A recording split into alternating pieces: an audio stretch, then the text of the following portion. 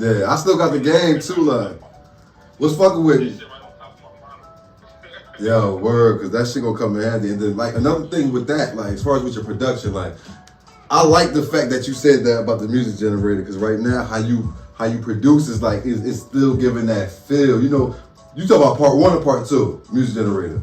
I have all 3.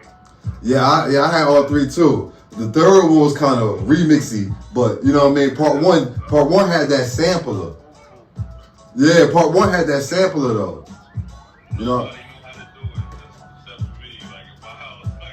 Word. And that's why I said you got a love for music, because you apply like a lot of like soulful samples, real good music. Feel me? Like, and you flip shit. I love this project right here, because even down to the skits, you know what I mean? Like, in this generation, niggas never even heard that Biggie skit. And if you heard it with the beat behind the music, but you got the real shit. Like, you start like, and even with your project, we were definitely gonna touch on Mr. Untouchable. Feel me? So, like, that project, but before we get there, like, I want to ask you more on the record questions. Feel me? Like, so, like, what strengths do you believe you have as an artist? And then the retroactive question is, what weaknesses do you have, or like things that you like to work on as an artist? And like, I mean, you could mention producer shit too, because you are a producer. You know what I mean? Yeah, I'm gonna say from both aspects. I'm gonna say artist first. My strengths as an artist, I got that voice. Yeah. I got a voice. Like, and I got a great delivery and cadence. And it's like, I'm unpredictable. That's right. I love that part about being an artist. My weakness is, as an artist, sometimes, you know, I feel as though I get on shit and rush shit a little early, and it don't come out how I want it, and then I let it sit, and it could be that I take shit so personal to where it's like it's something minor that I can just fix and then put it out.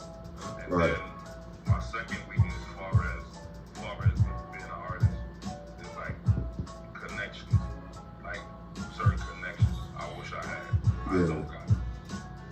Do you mean? But other than that, like, Do you mean like industry connections, or is like just different connections? like different passageways to put me on in a bigger view. You mean like the like a R&B singer or a rock band? I could connect to all of them. But I'm talking about like see how like you got your platform, like I could jump on that platform. Yeah. Like I got heritage hip hop, I could jump on that platform. Right. And it's not too many platforms that know about me. That's my weakness is, where I should feel as though they should know me. Yeah. Expand more.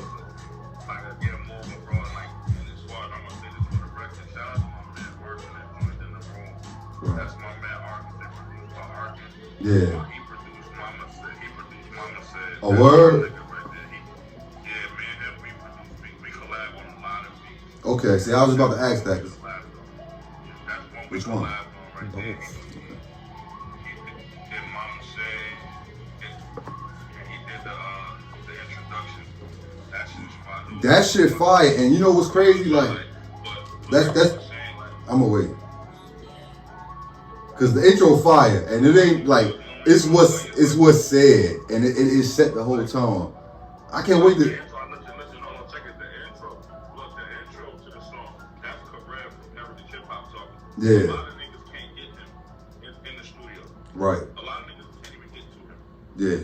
I called, he came over. We recorded right then and there. Like the intro, I made the beat and everything. But then the song that comes on that says introduction, Mm-hmm. when like the Bar Fest is what I call it, produced by artists, slid me that and said, yo, you gotta open it to me. And I went apes. Like soon as I heard it, I had it in my head and went right then and recorded. Right. Same day. Right. Damn. So. Like yo, I'm back. Like Yeah, I see. I see. In the year. Oh, the year just started, and that's crazy because, like, you know what I mean? The year just started, so you definitely back. This ain't, and I know how you work. You know what I mean? There's some shit coming. We might see, 2 albums come out this year. We might see a collab project. You feel me? Like, one almost just came out on my birthday.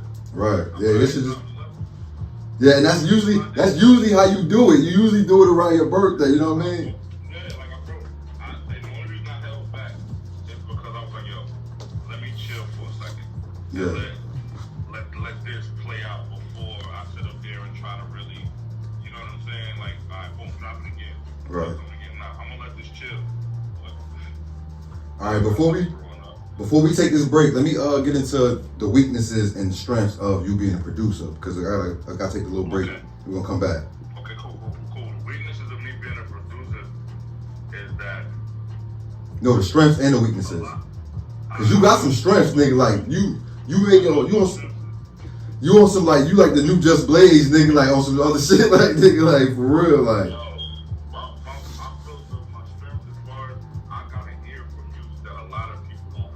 Yeah. And where I can hear something and you may not hear it, and I'll just put it right together. And you like, damn, you made all that out of that?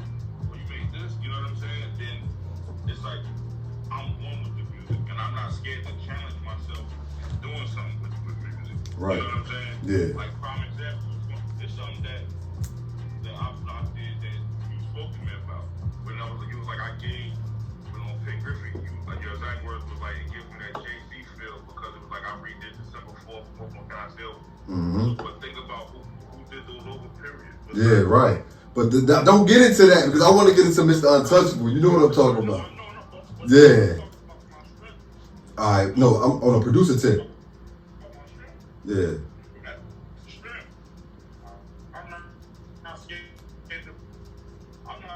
to, yeah.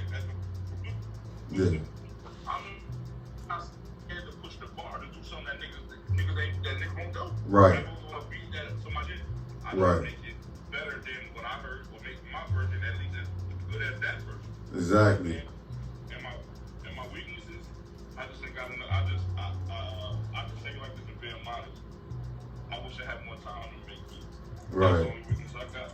Cause you doing music too, but I see you on your beat grind too though, and you really on your beat grind. We down to 2 minutes on before the break, but one thing I wanted to say to you, like as far as like you right, as far as your strengths as an artist, like your voice, feel me, like you command attention when you speak. Like that's the type of artist that you want to listen to. So when you listen to when you play that shit, when you play this shit, you automatically listen. It's like your father done walked in the room. You know what I mean? Like, you know what I mean? So it's like, yeah, and not only that, you bringing real bars. You're not bouncing around on the flow. You know what I mean? You speaking. You doing like, it's like, you know, like I said, like your father just walked in the room and spoke. He ain't about to walk around and play with you when he walk in the room. He gonna come in the room and talk to you. Feel me?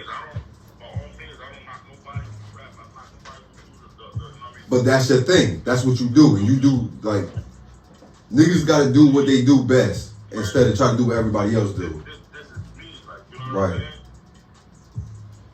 Right. Right.